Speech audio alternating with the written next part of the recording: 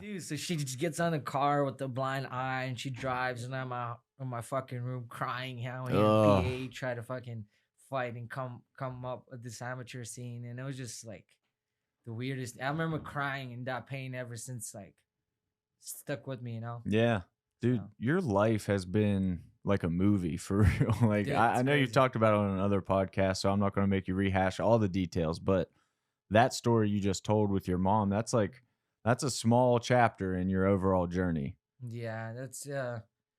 It's these small battles. Even though when I go through these small battles, I always know that like I've faced so many storms that like it's just another day, and yeah, it's crazy. It's like it's funny you say it on my lifestyle. It's like I listen to Dave Goggins. Yeah. Like I read his book Can't Hurt Me, and a bunch of other stuff in his podcast. Man, it's just similar lifestyle from like childhood of growing up to like what he faced and things like that. So All right, not to stop you guys here, but Yeah, we should be good. Goggins is unbelievable to listen to. Like you hear about a dude running 200 miles, that doesn't make sense to me. Like humanly impossible, and yet he does it on jacked up knees and everything. yeah, it's crazy. I was listening to him before my fight while I was cutting weight. Just talking on his Rogan podcast, and I just put that in, no music. Pattern was there with me cutting weight, and I just like listened to him and like fed off this energy. It's like, let's go. I love when people find genuine encouragement from that because a lot of people, I think it's people that are kind of afraid to find their best self. They want to put guys like Goggins down and act like, oh, he's just saying stuff for Instagram and for the attention. But like people who live that, like you, that mentality, you guys understand there is another level to how you can act to your being. Like Yeah. like you can get on another level. I think he made me realize that it's normal to be who I am, the way I am, because it's like a lot of similarities with him. Like I'll get mad in the gym when people are just like fucking the dog and not doing anything, and it's just that inner bitch comes out of me, and I just start talking out loud to myself, and just to not like to hurt or anything to them, but just to show that I have the inner bitch too. You know what I mean? Yeah. And it's just like talking through it. It's like last week at the factory we were doing workouts, and we finished the workout. Isaac's like, "Okay, what are we doing, Bobby?" I just came out on top of my head. I said 100 pull-ups, 200 push-ups, 300 squats, and we're doing it, and everybody's just like talking, and all of a sudden my inner bitch just kicks in, and I'm just like, "Listen, y'all here suffering. Y'all think this is like," it was just crazy. I was just going all over it, and eventually, everybody just kept feeding off this energy, and just like they were going hard. So it's good to see that. But I feel like it's just everybody is weird in many there's different ways. I do some weird things Mhm. that might be so weird to you. Might be do some things that are works for you and weird, but we have to embrace that difference. We have to respect that and just know that everybody's weird in a way, and we just have to appreciate for what they are. You know what I mean? Because it's just I feel like that's what it's like an American thing. It's like being stuck in the crab. Crab being in a bucket. It's just like I mean, in America, we don't embrace difference. Mhm. Ever since I've came in as an immigrant, I've talked, I tried to just embrace the culture and fit in and get into environment. And they were like, "Oh, you're fucking fresh off the boat. How you do? You know what I mean?" They would Yeah, make fun yeah. of me. But then you go to Thailand and you start telling them that you're English, Afghanistan, or you're this or you that, they embrace the difference so much. Like, oh my god, those guys can speak English.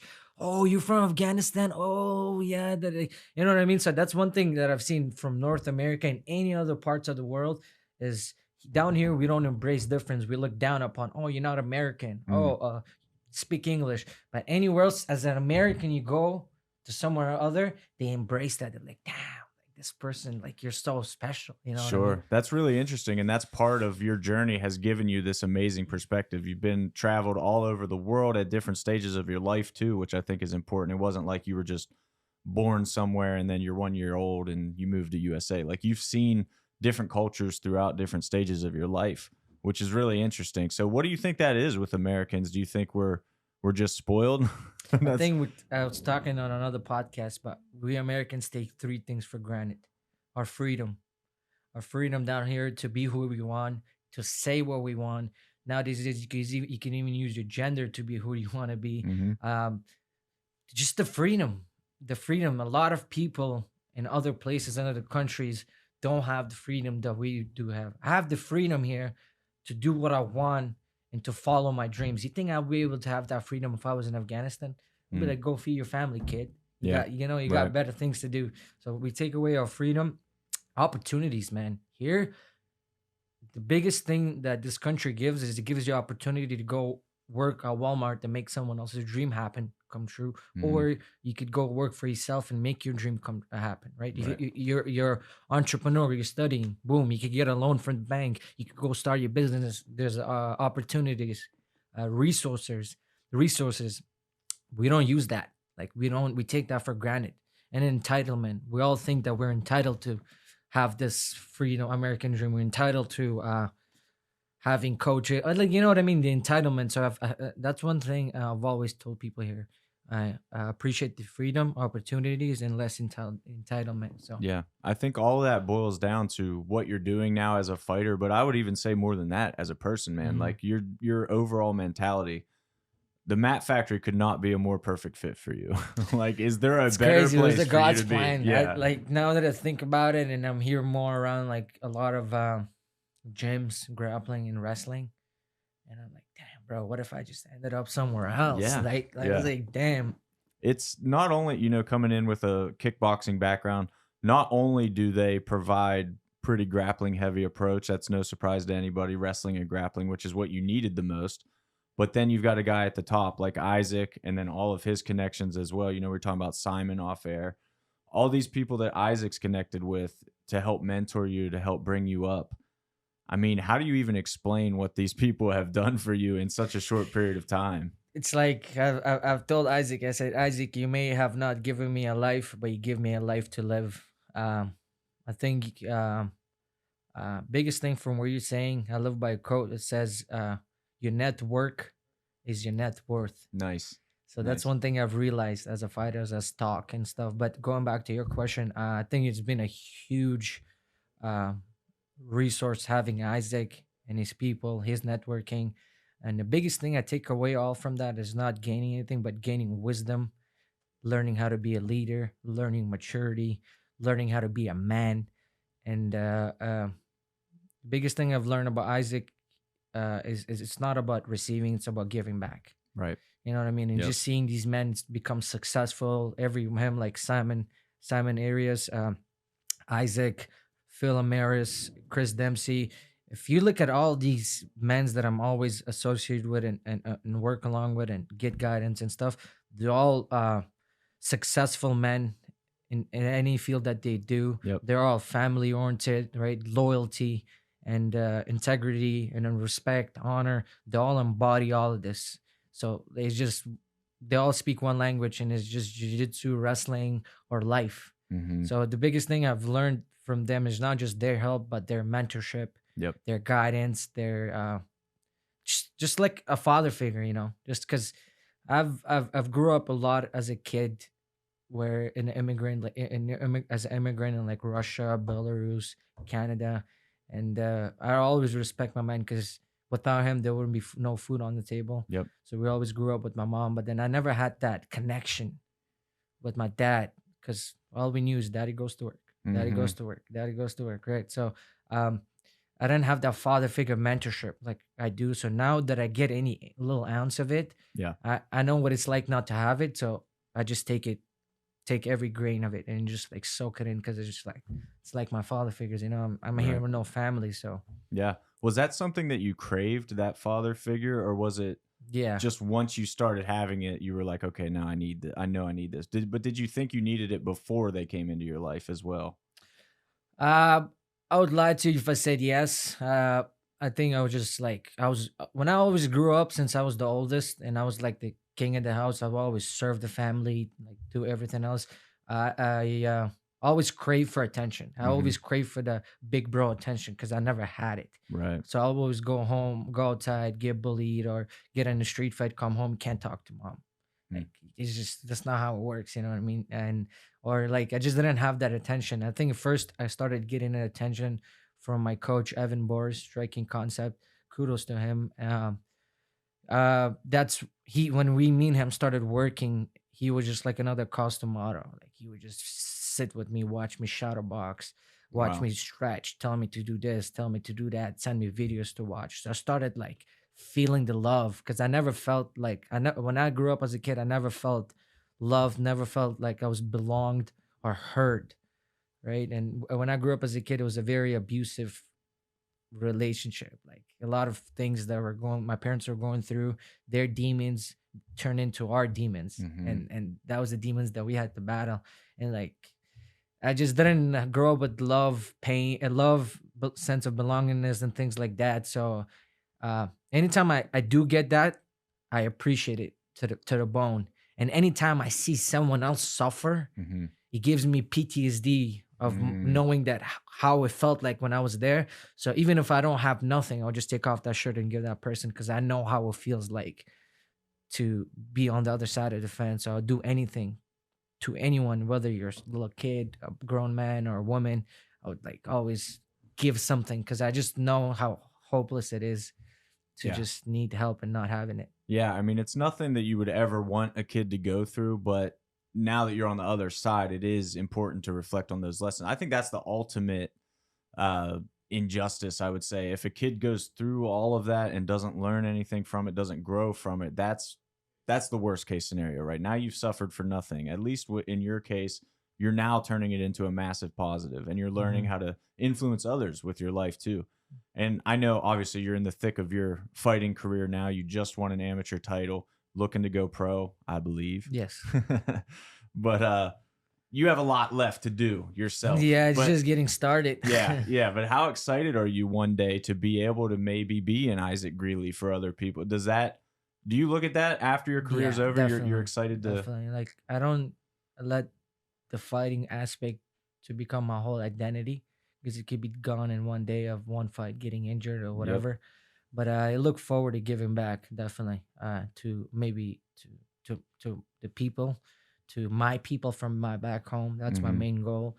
And I can't wait to be an issue and just to support and give back from my platform to others. So I'm definitely looking forward to that. I do my one of my dreams is to have my own academy, Mm. have my own gym and things like that. So I learned a lot off him, man. I learned a lot off of Isaac, and and a little bit like just how I treat first when I came in the gym, I had a little chip on my shoulder, so I would like treat people that cross train with us with a little hate, like he's not from here, this and that.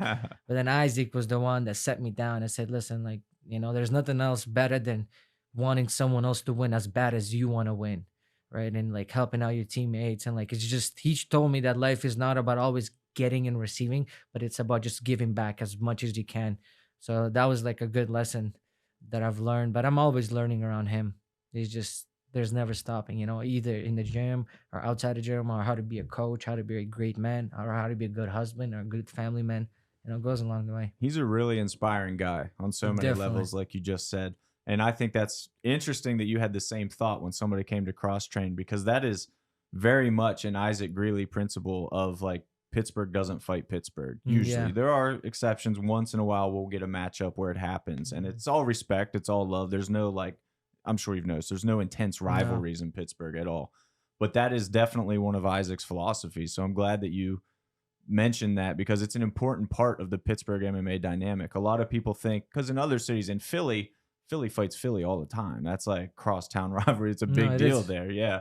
Here, everybody gets along, everybody works together. You guys are super close with Stout, I know. And Stout graciously always hosts MMA practice, I think, on Saturdays, Yeah. right? I go down there every Saturday. Yeah, so that's amazing to have a place where you can all get together, learn from each other, and grow together. I mean, what has your experience been like in the MMA scene in Pittsburgh so far? It's funny you say that about that. So my first day I show up to sparring, it ended up being a sparring session. I get in the session, I have I'm sparring John DeJesus Oh God. and Chaka Wordy, and then Justin Patton. So it's my first day on the block.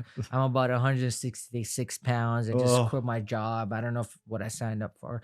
I'm in Stouts, we're sparring, and I'm just going back and forth with DeJesus. And I know DeJesus, but DeJesus forgot because I met him only once, like when I first Mm-hmm. came. Mm-hmm. So he doesn't really know me. Anyways, we go and I whap him with a head kick. He gets caught. He's surprised, but he's just like, we're going in the back and forward. I catch him with a couple of head kicks. We had a good session. And then right before I go to Chaka, I'm about to dap, and he's like, yeah, yeah, yo, yo, yo, watch this kid's head kick, eh? Head kick, head kick. Keep watching the head kick. And I'm like, what the hell? Because there's just a little Pittsburgh thing, you know? Right, I'm just right. like, I'm gonna show these guys what up. Like, you can't talk. Like, what is it? You know, it threw me off. Yeah, yeah.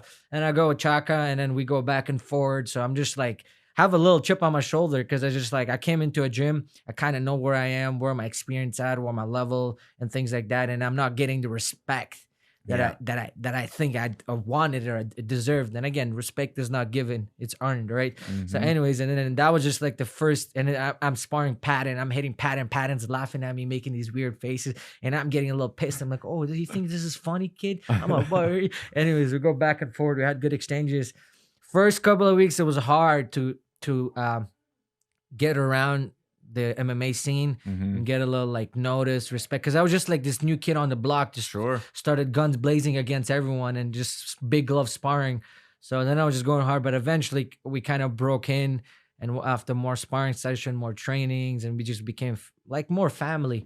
But it was hard at the beginning because when I first came to Pittsburgh, I just looked at myself as this baddest guy on the planet. But then my flowers weren't given to me. My respect wasn't earned. So I had a little chip on my shoulder, like, y'all gonna remember me. Y'all gonna know who I am. This and that. And even in my press conference, first fight for 247, I'm like, won my fight. I was like the second guy to open the card. So I'm like, that's disrespected. They gotta have me on the main card. These guys don't know who I am. And then I finally had an interview. And after a while, I mean, I earned my respect in the MMA scene. I feel like people started noticing me and then appreciating me. A lot of guys would ask me for rounds, helps, Mhm. and things like that. But it took a while to kind of break into the different environment, different state, different Sure. country to come through and just like be like, hey guys, I want no problems. I just want to get better like you guys. Yep. But it was hard to get even at the math factory. Like when I first go in, I'm just like a type of guy when I go in the gym, like this is my life. This is my Mhm. job. Like, I take it seriously to the bone for my training to warm up, to cool down, to who are my training partners. And if you know what I mean. So it was hard at the beginning to kind of get along with a couple of Math Factory guys, but then eventually they just broke in and time healed Yeah. everything. It's super clear that you take this insanely seriously to everybody. I Yeah. mean, I'd say probably the biggest testament from my eyes is just how far your grappling's come in a very short period of time. I Mhm. joked with you a little bit when you went to fight to win and you won. I'm like, dude, you cannot go to a grappling tournament and win. Like, we're No. never going to be able to match you again because obviously you're known for your striking and everything. But how far your grappling has come is pretty amazing, man. Do It's you crazy. do you enjoy grappling? I Like, love it, you man. like it I now? love it because 2002. I think 2 years ago when I was sitting down at the UFC Ottawa, it was Derek Brunson against Ilias Tator, RP to him, and then there was the main event was Stephen Wonderboy Thompson. No, it was Cowboy Cerrone against Al Quinta, and Cowboy Mm, Cerrone won. And that was the day when I decided I want to do MMA full time. okay. And then I told myself that I need 4 full years and be a purple belt in order for me to turn pro. So that was my expectations. So I would not. And then now looking fast forward. Track Inside is like I'm a little bit closer there to exactly where my planning was. Yeah. But I never thought I would be as good as I am now. All I had in my vision is like, dude, there's gonna be one motherfucker. It's gonna try to take me down deep waters and swim under the ground with him. And I cannot just be that type of guy to be like, okay, take down defense. Just get up. If you want to swim with me, pull a submission, I should be able to be in there and swim with those sharks and be able to go down to deep waters and show him that, like, you know what I mean? Yep. I'm gonna be a Yep. full complete fighter. So and fast forward to now, no, I think it didn't make sense. This whole grappling jiu-jitsu didn't make sense because there's no thing in martial arts, like there's no a path to where you want to go. Like there Right. was no clear path. So I was just like lost, questioning some days whether that's right, whether it's wrong. Like if you're playing football, it's so easy. Mm-hmm. Go to high school, bust down, whatever, make a name, get a college offer, go to college. After that, it's combined and there's a Yep. path. MMA, there's no path. So you have to kind of create your own path. And while I was creating my own path, this all didn't make sense. But eventually, with Isaac guidance at the Math Factory, with the intensity level that we have, and just knowing that this is what I'm gonna do for my rest of my life, I better get down there and really do this. Don't just say that I'm doing it, really do this. And with a lot of these competitions, jiu-jitsu tournaments, and things like that, I gained confidence. I've gained my mental aspect of the game that is just, it's nothing hard, it's whatever you put your mind into it, you're able to do it. And but again, repetition comes from two things from sorry, confidence comes from two things: repetition and self-talk. Hmm. And if you think about self-talk, it goes back to repetition. How many times are you talking, going through, meditating? How many times are you repeating the same drill over and over and over again, right? So I think I never thought I would like get to this level that I am today, but as I am getting to it now, I'm just realizing that the sky's the limit. Yeah, I think you're a blue belt now, Yeah, I'm a right? blue belt. Yeah. Do you? How close do you feel like you are to purple? You said that was your goal. I hate ranking out belts and Yeah. letting a number or color Sure. define my potential. But I think like maybe a year, one more year or something like that, I could probably like go ahead and do it. Like I'm setting out goals for this year. My last year goals were, when I started working with Isaac, I said I wanted to compete in 3 jiu-jitsu tournaments, which I did this year. And I gained a lot of matches from that. And I mentioned on the goal, I wanted to go undefeated this year. I did.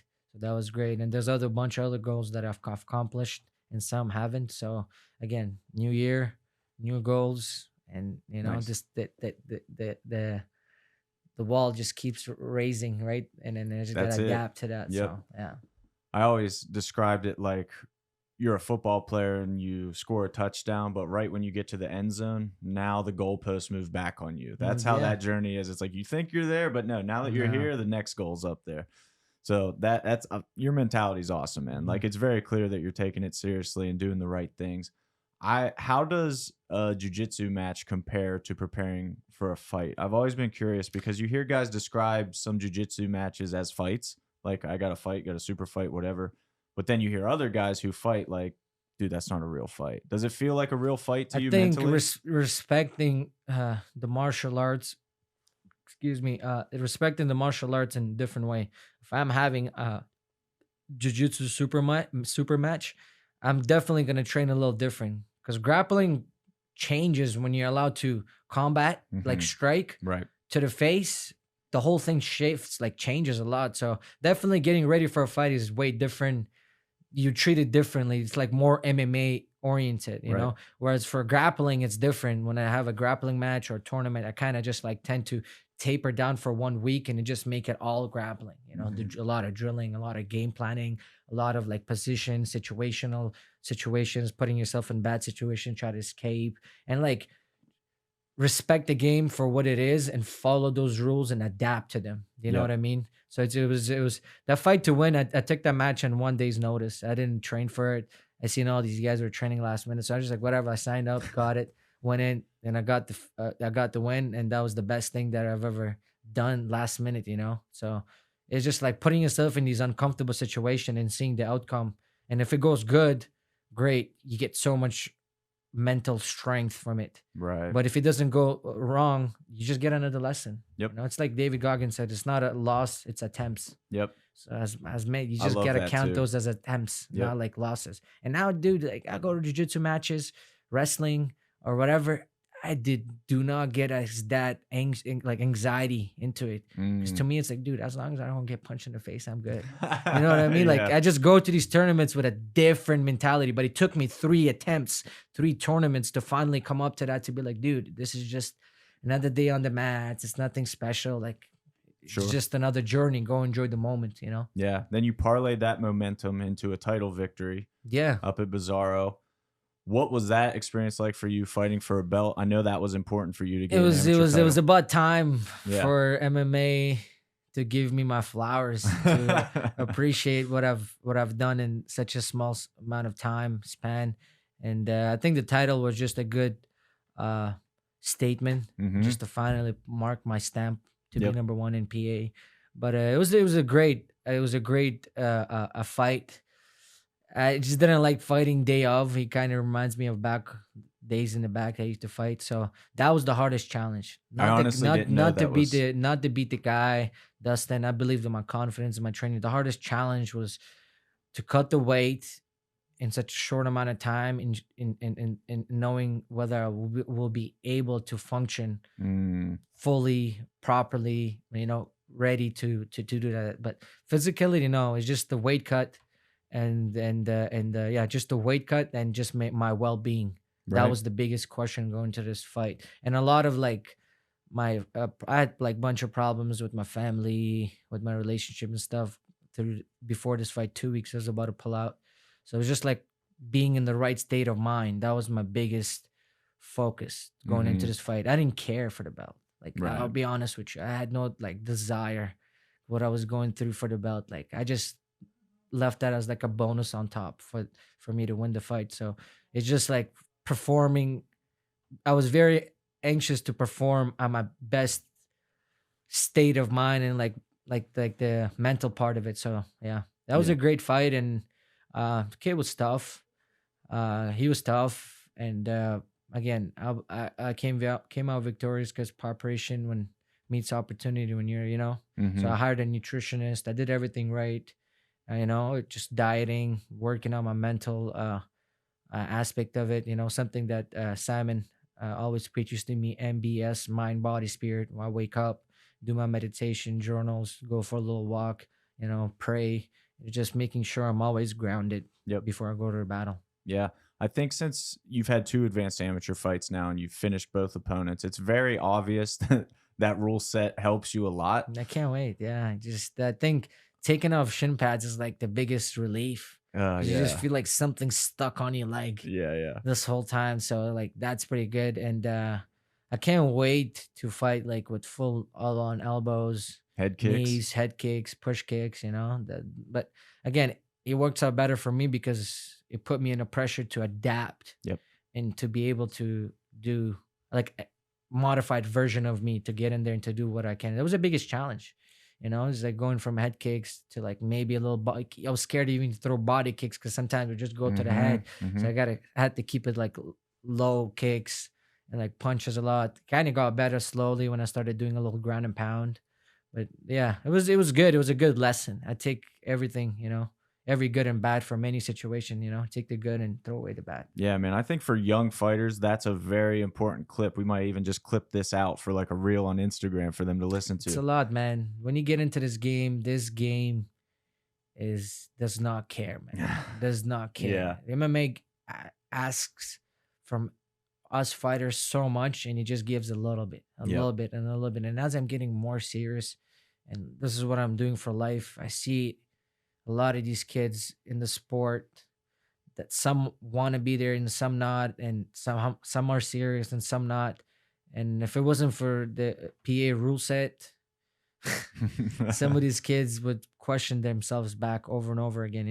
A lot of them don't understand how valuable these rule sets are for them because it's protecting them. Hmm. Because you know what I mean. At the end of the cage, you're gonna get in there. When you're in the cage, or as you're walking out, nobody knows you. Nobody cares. Right. Nobody cares. You're gonna get in. Oh, poor Bobby came from Afghanistan. Oh, poor Bobby cut weight. Nobody cares. All they see is two humans and fight, and you know what they care about at the end is the winner. Yep. Whoever loses, they don't care. Whoever wins, they care. Nice to meet you. Hey, Exactly. Bobby. Oh, Yeah. you want? Get a Nice to meet picture. you. Can I get a Exactly. picture? So it's Yeah. like, and I feel like a lot of these guys are now understanding the rule sets, and I feel like it's helping the younger generation to come up and evolve, and it's good.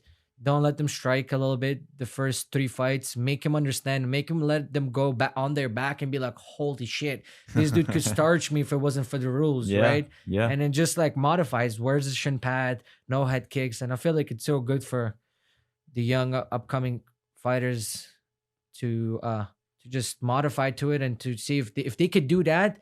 Okay, now let's take off the shin pads. Now, Yep. if you could do shin pads, Kate, I think you're ready to go pro. But if you can't do none of those levels, then it's like we can't really like send you off to Yep. that level. And your understanding of that is very important. And another guy that has talked about is Lucas Siebert. I don't know. Yeah. He's come to the factory Yeah. a little bit, I believe. I know him. Yeah. Yeah. He has said that people always tell him, like, dude, go fight in Ohio or somewhere else where you can ground and pound. Like, he's a wrestler. You're just going to win with ground and pound. He's like, yeah, that probably would make the fights easier for me, but it's way more valuable for me to not be able to use that now because now I have to build up all my other skills Hmm. instead. So Yeah. that's kind of the difference between guys like you and Siebert who are in this for life, very dedicated, very serious about your MMA careers, and other guys who just say, "Oh, I hate these rules; they restrict me." You know what I mean? It's that difference in mentality with you Yeah. guys. It just, yeah, it's just being realistic. Is knowing where you are, knowing where you have to be, and knowing Hmm. what it takes to get to that level. Can't Hmm. like leap over it, just one step at a time, Yep. fight at a time. I want to rewind it to a fight while we're talking about the rules because this is still one of the craziest things I've ever seen.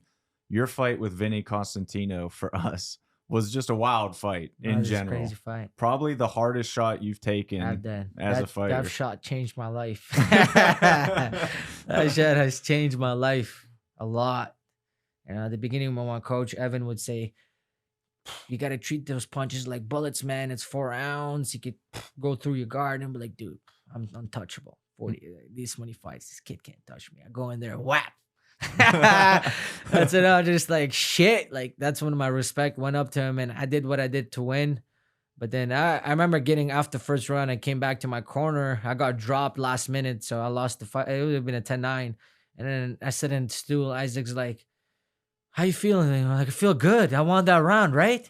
And he's like, he kind of gives me, he's like, I won the round, no? And he's like, "No, you got dropped." I'm like, "Dropped? I didn't get dropped. I didn't get dropped." And the thing in that corners get out. It was like, holy shit. And that's when I'm like, fuck, I got dropped. Man. And I'm like, ah, shit, I get back in there. And when I got back in there, obviously just move my feet, don't get touched, move around. But after that fight, I'm like, bro, no matter how good you are in the sport, no matter how impeccable you have defense or whatever, anyone could drop you, man. And it Yep. just takes 1 second with these small 4 ounce gloves. And so that changed up my whole game a lot, from my Yeah. defense to like not getting hit, being petty on defense and things like that. And I got concussed for the first time ever. I went through a concussion. And for 3 months, dude, my mental was bad. I Mm. was so unconfident, hard, depressed, didn't believe in myself. I would always get afraid. And then it took me a bunch of competitions, jiu-jitsu competition, bunch of self-talk, bunch of venting out, meditating, knowing that like, okay, like this is not normal what I'm going through. I have to recap, like come back, find my Mhm. roots and just do a bunch of like these therapies that I was like doing to come back to life. Cause man, like concussions are no joke. Absolutely. You got to take those more seriously than anything, in my opinion, because Yeah. we still don't know. Like, the best scientists in the world still don't understand them fully. Like, we're still learning how these And it can was affect it you. was kudos to again goes back to the commission Hmm. and the promotion. Kudos to the commission after the ring when I stepped out, giving me my medical letters. Yep. I was still good. I did this post fight interview. I did twice, repeated the same thing again. Obviously, there's something wrong with this kid. He said the same thing Yeah. twice. So when I stepped out, the commission did their job, and I thank you for them. They gave my medical insurance papers because I was a Canadian. I didn't have insurance covered, so Yeah. that helped me out a lot to go treat it and got my hand and my brain fixed and little things like that. And again, it goes back to the promotion. Thank you to you guys for having that sense of insurance and things and protecting us fighters, not just in the cage, but outside the cage. And I mean, when bills were coming through, at least I was happy that it Hmm. was being covered. Last thing you want to know is just you got to pay Now like a you're bunch of broke and money. Yeah. concussed. Yeah. Yeah. So it just goes back to the commission and then the promotions, doing a good job of taking care of fighters and helping them out. So Yeah, it's important, man. You guys' health genuinely matters to us. We had a guy, this is a totally different scenario, but we had a fighter in here on our last podcast, Glenn Christner. He's a 0-1 amateur. He's fighting for us on this upcoming card Saturday. And he told us he drinks 6 Bang energy drinks a day. And That's I a was lot, like, bro. dude, That's chill. not You're good. gonna die. Like, you're actually gonna die. So like your health matters. Like, that's So important to much. us. People think a lot of times that it's just like, get in the cage and entertain us, go make us No. money. Dude, that's not it. That's not the goal. We've talked about it repeatedly here, how we want to build up the sport of MMA and combat sports in general. That includes grappling, kickboxing, boxing in Pittsburgh. There's such a rich community of people. We talked about with the Saturday Stouts. There's such a rich community of fighters that is just waiting to flourish here. And now there's a lot like you about to turn pro. Mhm. There's a lot of guys coming up that are going to start replenishing that talent pool, and it's about to get really special, I think.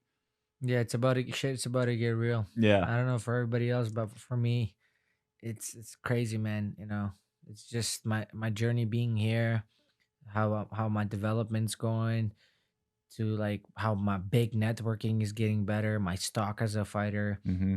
my story, and now having one of the best managements, first round management with them. I have no doubt to get the shot at UFC, Bellator, PFL, and stuff like that. So they've been always taking care of me, even though I haven't fought professionally yet. They always like my agent Jose and Abraham Kawa.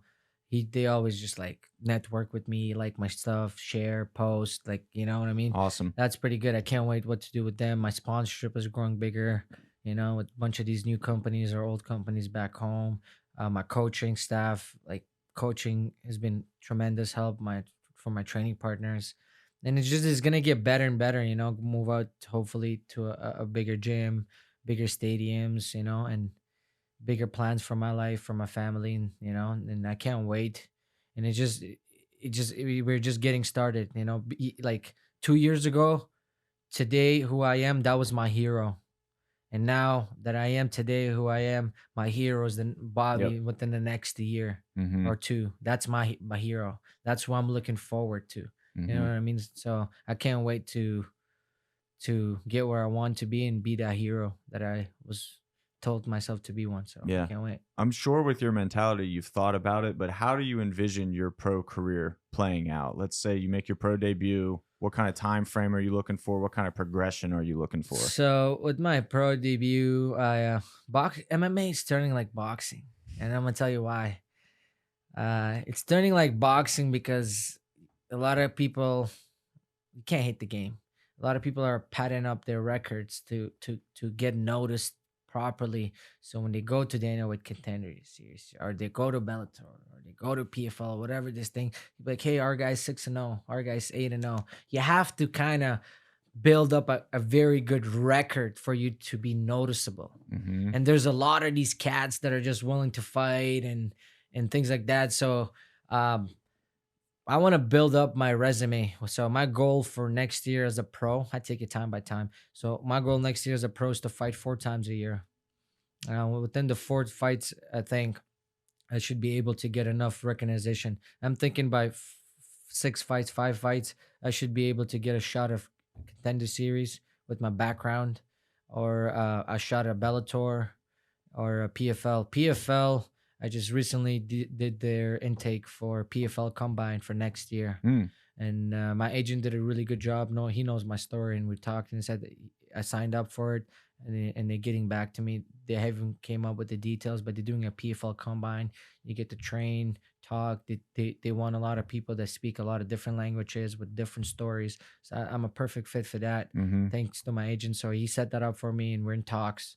So we're waiting for the date to come down, and that could be a one way, because you see now PFL has 6 different $1 million champions from six Crazy, different right? countries, Yeah. right? So I see what they're promoting now, Hmm. ESPN. Yep. I see Yep. where they're going through, and then there's always UFC with the Contender Series. I know a lot of friends that have been through it, and I know I've watched people have they evolved until they got their shot. Right. So they came up maybe through Canadian rankings, or they may came up through PA rankings. So you have to come up from one side or another.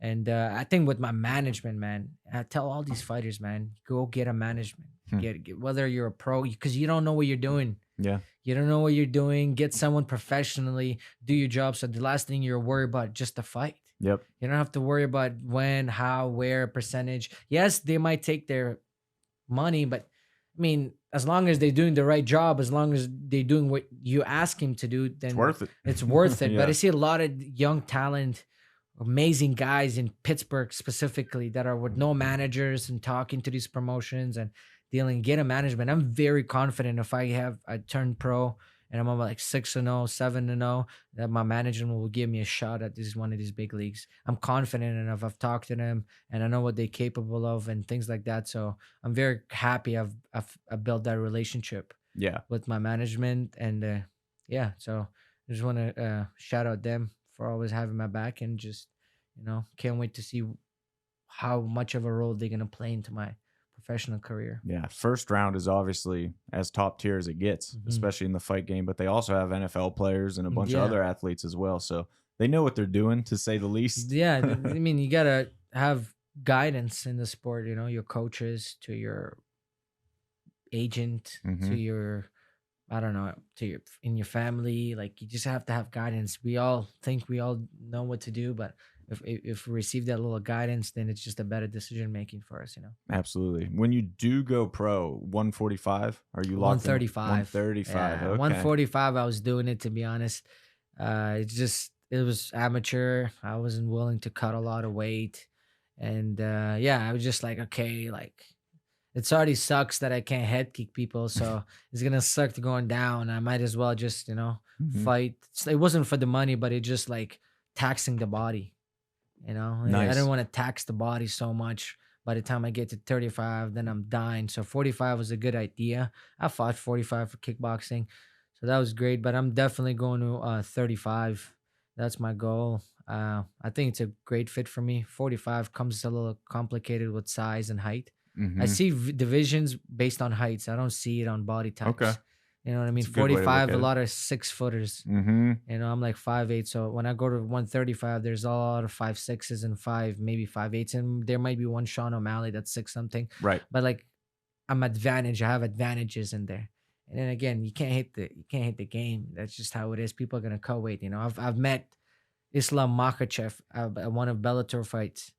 Dude walks around like 185, 190, cuts to 155, but that's just the game. That's it. That's just the That's what game, you and got you to have to do. adapt and can't hate the game. You just got to go out there and, Yeah. do your thing. So, yeah. Especially with day before weigh-ins, they're able to do Yeah, that. this weight cut, when I fought day of That's 45, crazy day to of me, man. 45, I made 142. Oh, So I was good. I was yeah. so good. I was laughing and telling myself, dude, 35, it's not gonna suck. Like, I'm already 142. I'm gonna fight today. I feel great. You know Yeah. what I mean? I feel like it's just part of me being so uneducated with my diet. Once I hired a nutritionist like 4 years ago, it changed my life. It changed Mm. my life, cutting weight wise. I don't have to finish training after hard training. The last thing I have to have in mind, how many calories, how many grams of protein, what I Right. have to cook. You know what I mean? I give my job to professionals, nutritionists that pay them, through my sponsorship, and they're experts in that field, and they tell me what to do, how to uh, replenish, eat food, so I get to perform like at my best peak, right? So again, using your resources and just investing into yourself. That's a lot of these fighters that I see make mistakes a lot. They don't invest into their brand, invest in themselves. Like, dudes hit up. This is so annoying. This is so funny to me. I mean, if you're looking to get sponsored, no one's gonna say, "Hey, Hunter, you're looking for sponsor? Yeah, I'll sponsor you." Once in a blue moon, maybe a friend, or even going on Facebook, "Hey guys, I have a sponsorship." No one cares. Hmm. You know what they care is when you say, "Hey, nice to meet you. My name is Bobby. Here's my sponsorship deal. I was wondering if you guys want to help out." Like, don't go out there asking for help. Go get it. Yeah. You know what I Yeah. mean? Like, Yep. in your Facebook list, Instagram, like, you have all your buddies, right? Hmm. It's not like a Facebook fight page or whatever. So you're Right. asking for a bunch of these sponsors and help. No one's just gonna randomly donate or whatever. You gotta go out there and do it and invest into yourself. Sell tickets, sell shirts, do a podcast, or go do some help or whatever, right? Community outreach or whatever, to go out there and find these sponsors and to be able to fund you so you could have the best training camp to yourself. Like, dude, I'm spending about like 1,500, 1,000 into these amateur fights. So think about it when it comes to pro, when It's it gonna be becomes crazy. 15% cut for your manager, 5% for the Hmm. gym and nutritionist and this, that. So it's like, I learned a lot, I learned a lot. That's why I love traveling, meeting other people, going to fight, go and watch Cody fight, going to watch Dalton fight, or going to watch other pros fight. Dude, I learned so much. I just watch. You just don't listen to what people they say they're gonna do. Just watch them, because they're Hmm. gonna show the true colors. So I just love like watching things and learning. For sure. You're clearly obsessed with the game, man. What would be your top 3 favorite fights of all time? Ooh, top three. I think it would be Shogun against John Jones. Ooh, That was my okay. first fight that got me into MMA, and me knowing how beautifully John Jones had like a striking Mm, thing. The whole time I thought he was a striker. I didn't know he was a wrestler. He came from yeah, so the whole time until like 2 years ago, I thought John was a striker, and that's then I funny. don't know how he was just like a wrestler. So that was pretty good. Next one was Anderson Silva against Vitor Belfort. Anderson Mm, Silva was the GOAT. I used to love watching him. He just creativity, man. yeah. Him. And I think next one, the last one would be top three. I think it would go to Israel Adesanya against Kevin Gastelum. Such a I good listened. fight. Israel Adesanya is like someone I look up to a lot because when he got into MMA, that was when I started showing interest in MMA, and when he started becoming so successful as a striker, I'm like, dude, we kickboxers belong in this bitch now. Yep. Like, look at Izzy, dude. If Izzy could do it, I Yep. could do it. And boom. After like Izzy's fourth, fifth fight, I started training MMA full time. That's And awesome, then man. and then he was a huge inspiration. He just sticks to his bread and butter, Yep. still evolves, learns, but just sticks to his game and and does his things because it's tough for me and I train at like an MMA gym and jiu-jitsu. Sometimes it gets to your head, to your ego, and you want to prove someone and you forget about where you come from and you Yep. start grappling, rolling, and you're like, dude, what am I doing? Like, I'm a striker. Like, you know what I mean? Yeah, for So that sure. was pretty good inspiration to this day. To this day, I still like look up how things and me and him fought. Not exactly at the same time. I fought on the same stadium as he fought Alex Pereira in Wow. China. So That's that an was experience. inspiration. That was Dang. inspiration. I was like, dude, I'm in the same arena, and then just like how he had a job, he had to quit his job. He finally went to do stuff. I had the same job, Yeah, very quit, and similar. he lived in China for a little bit. I fought there, went there, did my thing. So it was pretty cool inspiration to look up to. I'm glad you mentioned that particular fight of his, not only because I think it's one of the most entertaining, but you said something earlier about you didn't want to grapple just to get back up. In Hmm. that fight, he almost submitted Kelvin with a triangle. And that was Yeah. the moment where I was like, ooh, you cannot just take Izzy Mhm. down and be safe. Even against Pereira, Yeah. you cannot be a striker going to this game thinking you're just gonna strike. Man, you have to be able to swim with the sharks.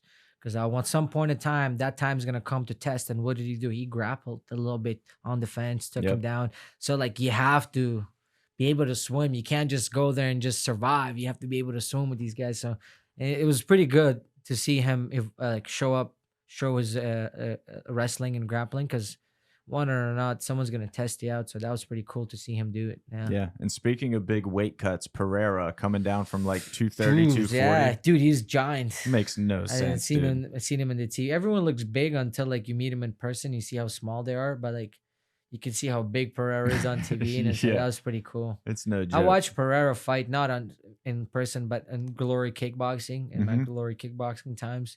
And it was but kickboxing is so interesting that like styles make fights because it's just big gloves. So like he lost to a couple of people, and some of the people that he lost and we beat. This one guy from Canada beat him, Simon Marcus. He's like this OG Canadian Phenom Hmm. striker. So he beat Pereira, and I've known about Pereira, but even knowing that Pereira wasn't a nobody, he was a somebody, but he wasn't like the GOAT or the pound for pound king in kickboxing. But knowing that he was a somebody and now he goes to MMA where there's not a lot of these somebodies, but he's making so much Yeah. noise with whatever he has. It's like, dude, man, like I don't know, a lot of strikers take a notice of him and Izzy and how much they've changed the game, but like There's a path. there's a Yeah. path. Yeah. Man. Watch a lot of these kickboxers are gonna slowly transition because there's hope. My question is, which I've always wondered this and nobody's ever explained, maybe you can help me out. Why is kickboxing not more popular in the United States? Everybody watches MMA and is like, oh, just bang. Like everybody loves a stand up fight. Why does a purely stand up sport not catch on more? It's just the market, the politics from countries trying to be the best. Mm, Uh, not a lot of money, not a lot of organizations into it. Fan base is big and outside of North America, but inside of North America, kickboxing is not that great. I think it's just politics with other countries trying to be the best, and just investment money. A lot of promotions that started out in North America. Speaking of Glory, line fight Mm-hmm. Muay Thai, and there was the other one, Muay Thai Grand Prix. All of these guys have started slowly going bankrupt because there's not a lot of viewership Yeah. as much as it is. There's not a lot of respect. That's why there's still the biggest promotion always where Thailand, China, Europe, Yep. and it's just outside of North America. And I just feel like the sport is not appreciated as much down in North America. So that's why there's not a lot of viewership. But again, one championship's coming along. True. They're doing a little They've bit of evolved everything. Muay Thai, kickboxing a lot Mm-hmm. to the point now some guys are making 50 G's bonus. Dude, that's huge. You like a couple of weeks ago, I'm like, damn, I gave up my kickboxing career because there was no future for kickboxing and Muay Thai, and I came over for MMA because there's a little bit of better blueprint. But now I'm seeing a bunch of these tournaments are coming up in Canada that's called Road to One. If you win that Okay. tournament, you get to get a contract 100K Wow. with one championship. And so it's like there's more avenues now. And I'm like, man, like I wish I, you know what I mean? Yeah, Like if right. I had that, Back then, I might I not would be probably, here right now. yeah, exactly. But now I see like there's more opportunities, just one championship creating. So I think it's going to grow, but it's still going to take time. But anywhere else outside of North America, kickboxing is huge, man. Well, selfishly, I'm glad your path led you to Pittsburgh to pursue MMA because No, it we're was honored to awesome. have you here, dude. No, it for was sure. awesome. Yeah, it was all a dream, It was just like, who would have thought? Like, I'm not supposed to be here. Mm-hmm. I'm like, people don't understand. Like, I'm an Afghan kid. Like, it was against the odds for me to be here. Like, I'm not supposed to be here.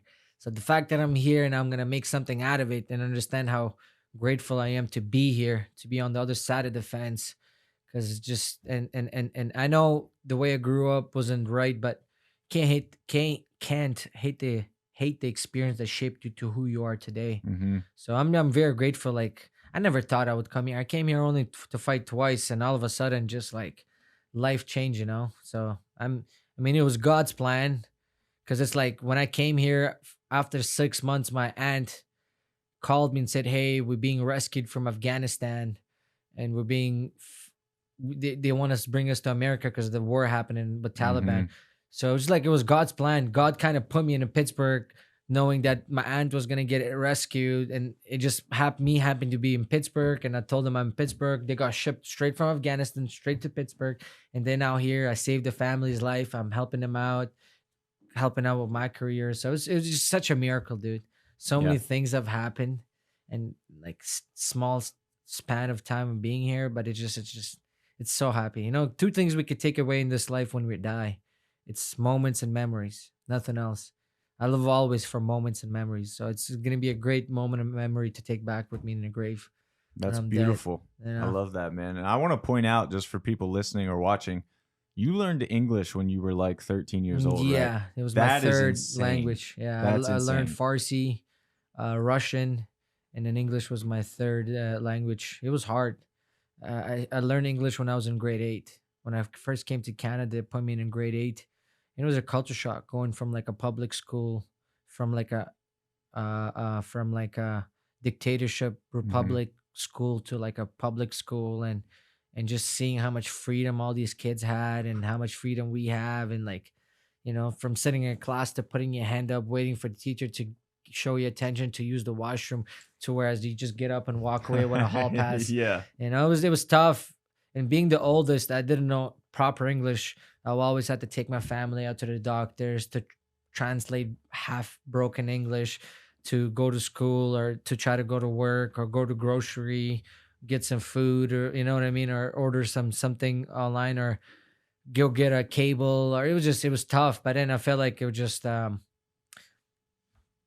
over a period of time, just being confident, just speaking. And by end of grade 12, I finally graduated ESL program. It's like for Mm-hmm. English people, that new immigrants. So I finally graduated that, and I didn't have enough credits to go to college to study to become a nurse. I wanted to be a nurse, and then so I wanted to do an extra year of prerequisite to go to college, and I went to biology class. It didn't last about a month. I got out. I said, I don't want to do this.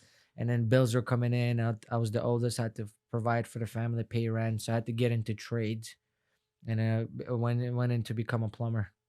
I was What a a path. plumber for 5 years. And I was just like working, and my day would start out at 5 a.m. in the morning. I would get up, shower, whatever, get my lunch, go to work, start hard labor at 6 o'clock in the morning, finish by 3:30. After 3:30, with my dirty ass plumbing clothes, I'd get in a car. I had no time to change because every second mattered. I would get in a car. I had to beat traffic in downtown. Drive from Toronto at 3:30 afternoon all the way to Niagara Falls, which is an hour and a half, 2 hour drive in traffic. Get to practice by like 5:30. Practice would start at 5. I always show up late because traffic and stuff. And my Hmm. coach will be like, "Oh, you're not serious. You don't want it Oh anymore." wow. Just life circumstance. But I always made it, and then trained for 2 hours, wrestling, MMA. Finished by like 8. Get home by like 9:30, 10. Sleep, eat my food, do some work, help out at home with my mom, dad. Sleep at 12. Wake up, and it would just be repetitive until one day I just decided to get off Matrix and do what I wanted to do, follow my passion, and marry this game. But the hardest thing for me to choose to be at peace, like today I am now, is to understand that fighting is something that I love to do. And in order for me to go chase my dreams, I have to give everything away, and I have to start life all over again. And it goes back to Matrix. I was happy. I was comfortable with the monthly paychecks. I was earning $1,700 a week. So that was like good. I had a Mercedes C300. I lived with my parents. I had no bills. I just had to help out. So I was just addicted to comfortableness. And it all came down to, okay, are you willing to lose everything to go chase where you want? Are you willing to start life from zero again? Are you willing to be a nobody to become to a somebody? You know what I mean? So that was the hardest thing to decide, to come into realization that this is what I love to do. Die doing this, and come in peace with it. And as soon as I chose that, I came at peace with myself, and I war with the world, Mm. where it was the other way around. I Yep. would always was at peace with the world, but I war with myself because I just wasn't doing what I wanted to do. I always wanted to make people happy, make my family happy, provide. But then in time of that, I got lost. I'm like, what about me? I'm Yeah. aging. Right. What am I doing for my career? What am I doing for my generational wealth? What am I gonna leave behind like my old man did? Mm. So it was the hardest and the greatest decision that I made, and I hope everyone that pursue the sports does the same thing, because it's not fun, man. You either all in or all out, because it's a brutal sport. Don't do it because you have to. Don't do it for peer pressure. Don't just do it for likes, because man, like, it's only gonna get harder and harder every fight. Yep. After 3 amateur fights, you're doing advance. After advance is pro, and every pro fight, it's just gonna get higher, better, and better. And you really gotta be wanting to do this. You gotta be wanting to, like, you know what I mean? It's like what Isaac said, his coaching style, where he's like square, a triangle, and a straight line. Whereas when he trains an athlete, he tries to identify an athlete of how the athlete is. Is he a square, a triangle, or a straight line? So what a square is when an athlete has four priorities: fighting, life, outside life, and his maybe couple, marriage, or Hmm. whatever. And then you have to coach that athlete differently, because there's a lot of different priorities. Now there's another athlete that's a triangle, that's just like outside life, night lifestyle, training, and his family maybe, Hmm. and then you have to learn to train a triangle differently, because you can't press them, because sometimes he might switch his priority. And there's one line guy that has his job, like his training, family, and that's it. just Mm. just one That's line. it. You know what I mean? Laser So, focus. Yeah. exactly. So you just gotta be a one line, and it's hard, man. As I'm getting more experience, and I see my fellow friends in the MMA win, lose, and the high moments, low moments, and just what they're going through is just in MMA. There's no pathway. There's no pathway to get you to where you want to be. Like MLB, baseball, basketball, there's routes you could take to Hmm. get to where you want. MMA, there isn't one, so you have to create one. In order for you to create your own path, is you got to be all in, because Yep. it's not gonna, you know what I mean? It's not gonna make sense. So Well, I don't know how somebody could listen to this and not be inspired, man. But I think the most exciting thing of all, you're just getting started, brother. yeah, man, I can't wait. The sky's the limit. I'm grateful for every moment, every memory that I've made here. that I've trained with Isaac, and man, I'm so much stronger now mentally, man. There's I'm just at another part of my life that I'm just like my mental game is just beyond nothing. Like I could do anything as long as I manifest and put my mind to it. Hmm. You know what I mean? And I just realized it made me more realize I had this conversation with Isaac. Fighting is all mental, Yep. less than physical. It's all mental. It's all mental. And my mental has got so much better. Putting myself into these dark moments, in these unknown moments, struggling, going through these sacrifices, living by myself, living to like $3 a day, try to go to Sheets, try to eat a meal, to like crying on the phone with my mom, try to come home, to like, you know what I mean, to getting my ass beat by some of these high school, college athletes. It's Hmm. just there's a beauty in sacrificing, there's a beauty in struggle, and you just have to be all in. So that's just the beginning. I can't wait, man. I can't wait. I know I belong in the big leagues. It's just a matter of time. I gotta stay humble. I gotta put in the work, because at the end of the day, no one cares. You Yep. know, today you'll be a champion. Tomorrow you're just another regular dude. So this is just I can't wait, man. You know, I've been at top gyms. I've been around top dogs. I've been around like who you can mention, you know, like this year, like dude, I came here to PA, not knowing what who Bo Nickel is. Now I'm like friends with him, you know. Yeah. Like now I know who RBY is. I got to Yep. hang out with him, chill out. He invited us to a wrestling match against them, and like just so I went to American Top Team. I've got Yep. to experience, see other kids, you know, and just other top level athletes. I've signed a deal with first round management, and like it's crazy. My first day trying to sign my management, Jorge Masvidal walks in, like you know what I mean. And I'm here Hmm. learning from Isaac, a man that's just breeded so many of these champions. You know, I'm in a new city, starting a new life, new job, and it's just it's a gift, man. You know, it was all a dream, but now it's just becoming to a reality, and I can't wait to build this legacy. You know, not for myself, For but for sure. my family, and just to win and be successful and do good to life, so I could give back and appreciate. Thank you to all the people that have helped me along the way. You know, and just to show that their hard work putting into me never went Hmm. unrecognized. So I can't wait. You know, I made a bunch of plans. I'll be going home to celebrate the holidays after 2 years with my family, spend some time, and then go to Thailand for 2 months. Mm. I'm already booked my trip, and I'm gonna be there just training, kind of get away from everything. It's been hard training 2 years here, heavy on my wrestling jiu-jitsu. Whereas like I'm not like saying that I'm losing my striking, but a little bit of rustiness. Sure. And I'm a type of guy that like I love to be coached. I love to be told whether it be disciplined things, because I believe everyone needs a coach as a professional athlete. So it's Hmm. like I was coaching myself, telling myself what I was gonna do in striking, how am I gonna train this fight, and without my coaches being here, so it's a lot of pressure. It's good to go back in the mecca of art of eight limbs, and just blend in with the ties and the humbleness, and train and just be somewhere by the beach, meditate, manifest, and write down new hungry goals that I want to accomplish this year. And it's just a matter of time. And I watch all those top guys, Bellator, UFC, top 15, top 10. I could bang with those guys, man. I could bang with those guys. With my wrestling jiu-jitsu now coming along, man, it's like it's crazy. It's just a matter of time. Yeah. Everybody hears this. That's beautiful to hear, man. We're honored to have played a small part in your journey to this point, and definitely 2023, man. Maybe get your pro debut in there. Yeah, I can't wait. Haven't fought home or here. Now it's, as I said, it's business. Yep. This is business. It's no joke. It's go Like, time it's now. go. Yeah. That's what Isaac said, and then I tell it to everybody. Is just uh, develop so well to become a pro. Because once you become a pro, Isaac says it's go time. There's not Hmm. a lot of development.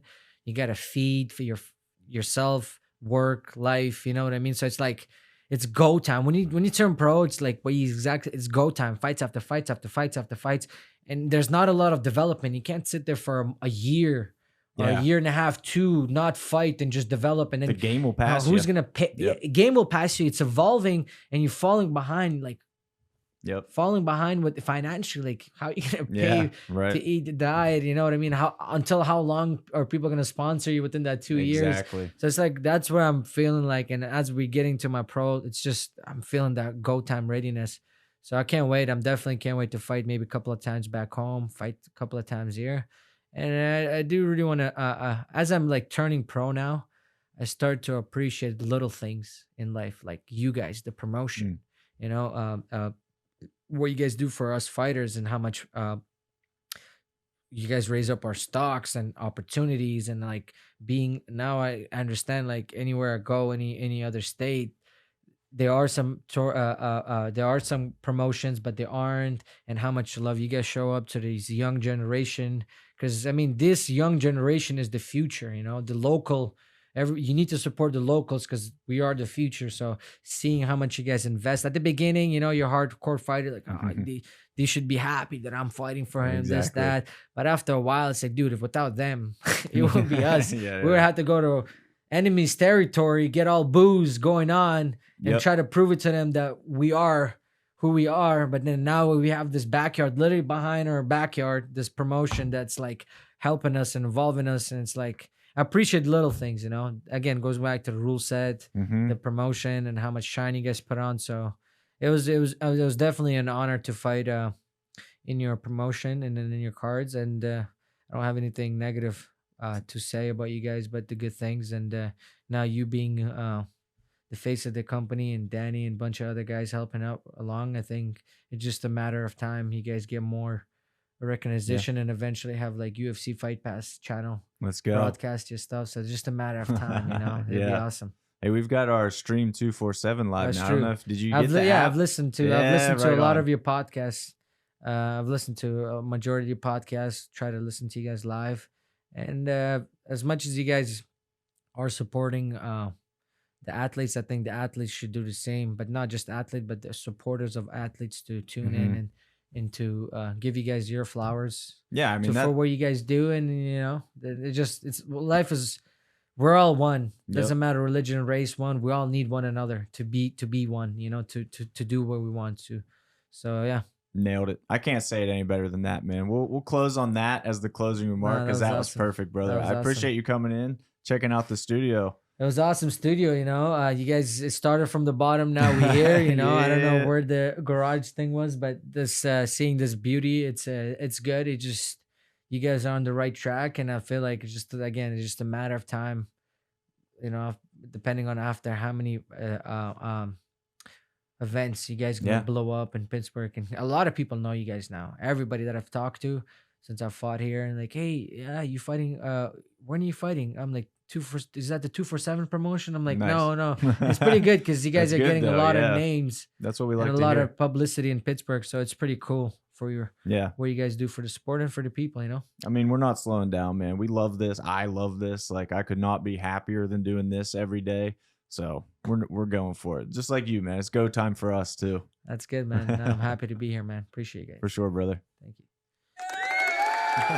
That was awesome. That's the applause. Nah, that was pretty Yeah, cool. dude, I appreciate